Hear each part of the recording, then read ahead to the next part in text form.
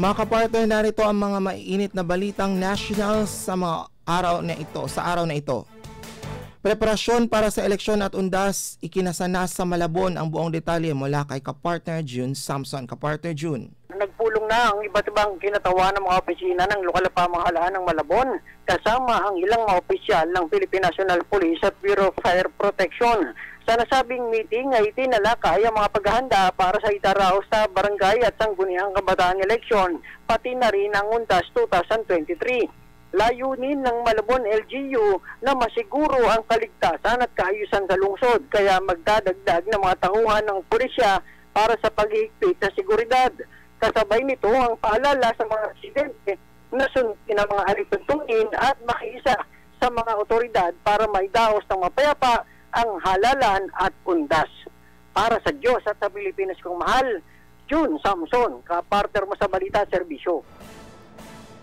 2024 proposed national budget ng Office of the President aprobado na sa Senado. Ang buong detalye mula kay kapartner Troy Gomez. Lusot na sa Senado ang 10.7 billion piso proposed national budget ng Office of the President para sa taong 2024. Ang nasabing budget na walang komisyon ay ipinasa sa loob ng 20 minuto sa budget hearing sa mataas na kapulungan. Kaugnay nito, tanging si Committee on Budget Chairperson Senator Sari Angara lamang ang senador na dumalo sa pagdinig. Ang kay Angara, mabilis na naipasa ang budget ng Office of the President kumpara sa Office of the Vice President dahil sa issue ng confidential funds. Paliwanag ng mambabatas ng OP ay dati nang may confidential funds, habang ang Office of the Vice President naman ay wala kahit sa nakarang administrasyon. Para sa Diyos at Pilipinas kong mahal, Troy Gomez nag-ulat, kapartner mo sa Balitang Serbisyo. Mas malawak na defense cooperation sa Pilipinas isinulong ng South Korea. Ang buong detalye mula kay kapartner Bernard Ferrer. Nais ni South Korean Ambassador to the Philippines Lee Sang-hwa na mapalawak ang kanilang defense cooperation sa Pilipinas. Ginawa nila ang payag kasunod ng introductory courtesy call kay AFP Chief of Staff General Romeo Browder Jr. sa Camp Aguinaldo, Quezon City. Ayon kay Lee, umaasa sila na makapag-ambag ng mas malaki sa Pilipinas sa isinusulong itong isang malayang Indo-Pacific region. Binigyan din ito ang matatag na pagkakaibigan ng Pilipinas at South Korea. Kasabay nito, pinahayag ni General Browder ang magkahanay na interes ng dalawang bansa at laging bukas ang Pilipinas na sumulong sa mga kaalyadong bansa. Para sa Diyos at sa Pilipinas kong mahal, Bernard Ferrer, kapartner mo sa Balita at Serbisyo. Pangulong Bongbong Marcos, mabigat ang loob makaraang makumpirma ang pagkamatay ng 2 Pinoy sa Israel. Patuloy na suporta sa mga Pilipino, tiniyak. Ang buong detalye mula kay kapartner Creselyn Catarong. Nagpahayag ng labis na kalungkutan si Pangulong Ferdinand Marcos Jr.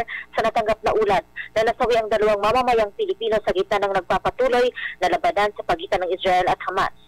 Sa statement na inilabas ni PBBM ay sinabi nitong mabigat ang kanyang loob makarang makumpirma ang masamang balita.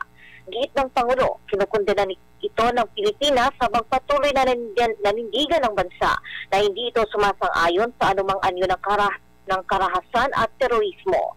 Sambit pa ni Pangulong Marcos, mananatiling determinado ang gobyerno ng Pilipinas sa paghahangad ng pangmatagalang kapayapaan alinsunod sa mga resolusyon ng United Nations at international law. Binigyang diin din ng punong ehekutibo na hindi titigil ang gobyerno ng Pilipinas sa pagpapadala ng suporta sa mga apektadong overseas Filipino worker at Filipino community na apektado ng patuloy na sigalot sa pagitan ng Israeli forces at Hamas.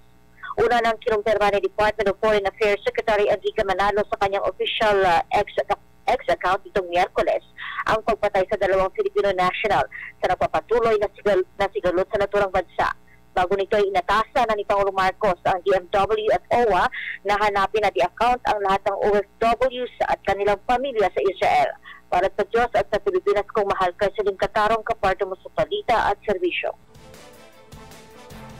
Memorandum of Agreement para sa illegal drug campaign sa loob ng New Bilibid Prison nilagdaan na ng iba't ibang ahensya ng gobyerno. Ang buong detalye mula kay kapartner June Samson. Mamasamang lumagda sa isang kasunduan ng Bureau of Corrections, National Intelligence Coordinating Council, National Bureau of Investigation, Philippine National Police at Philippine Drug Enforcement Agency kaugnay sa anti-illegal drug campaign at mapanatili ang pagtutulungan sa paglaban sa illegal drugs maging sa loob man o sa labas ng mga pihitan sa buong bansa. Sa kabila kasi niya ng mahigpit na seguridad ay nakakalusot o nakakapasok pa rin sa ilang mga prison facilities ang illegal na droga, mga chemicals at mga drug paraphernalias. Nakasaad sa nilagdaang kasunduan na itatatag ang Interagency Collaborative Group laban sa drug trafficking sa correctional, prison facilities at mga penal farms sa bansa na pamumunuan ng Bucor. Nabatid na 70 hanggang 80% mula sa higit 50,000 na mga preso sa buong bansa ay may kaugnayan sa illegal drugs. Kaugnay nito ay maglalagay ng Operation Center ang IACG sa loob mismo ng compound ng New Bilibid Prisons na magpapatupad ng mga probisyon na naaayon sa Republic Act 9165 o Dangerous Drugs Act of 2002. Para sa Diyos at sa Pilipinas kung mahal, June Samson, kapartner mo sa Balita Serbisyo.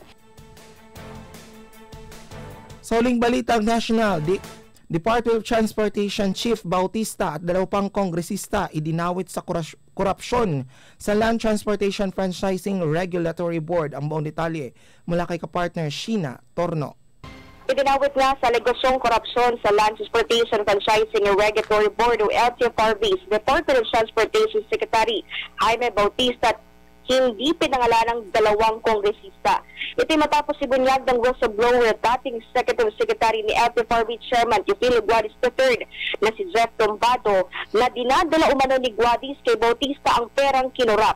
Ayon din kay Tumbado, may 2 mambabatas na kasama rin sa koleksyon ng 5 milyong piso mula sa mga transaksyon tulad ng pagbubukas ng mga bagong ruta o pagbibigay ng mga prangkisa. Ito anya ay sinabi ni Guadis sa kanya. Inakusahan din ni Tumbado na bawat regional director ng LTFRB ibigyan ng kwota kada buwan na 2 milyong piso. Itinanggi naman ni Bautista ang pagdawit sa kanya sa nasabing issue. Sa ngayon ay sirtinan ni Pangulong Bongbong Marcos Jr. si Guadis dahil sa issue ng korupsyon habang magsasagawa naman ng investigasyon ang Department of Transportation hinggil dito. Para sa Diyos at sa Pilipinas kung mahal, ito si Sheena Torno, kapartner mo sa Balita Serbisyo. Pilipinas. Formal nang umupo si Police Brigadier General Ricardo Layug Jr. bilang Acting Regional Director ng Police Regional Office 10 o Northern Mindanao.